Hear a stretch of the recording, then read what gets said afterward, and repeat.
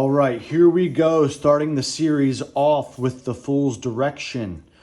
Typically, people read the Fool's Direction from starting at the Magician and ending at the World, which marks completion.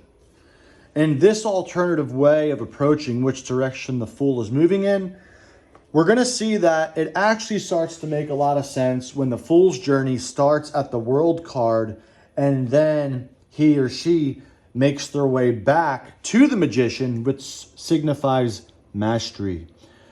In the Hermetic teachings and Hellenistic philosophy, they believed in a place called the Imperium or the Pleroma, and that is essentially the monad or the point where spirit exists. And in this location, it is an unconditioned state of existence. And when the birth of the soul happens, it is when it departs from either the Empyreum or the Pleroma and then comes into existence. And so in these methodologies and philosophies, they believed there was two births and two deaths.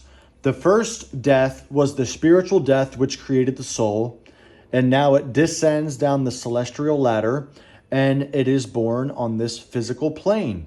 And this physical birth marks the first birth.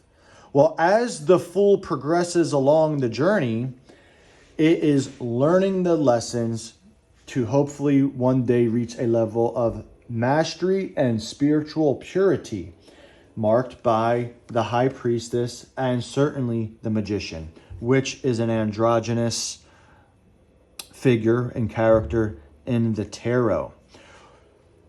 Hopefully the Fool or this person going along the journey has had a wonderful long life. And when they pass away, this marks the second death, which is the physical death, which then brings us to the second birth or the spiritual rebirth, where the soul, now in a materialistic perfected state, returns back to either the Pleroma or the Imperium or whatever label you decide that the divine exists in.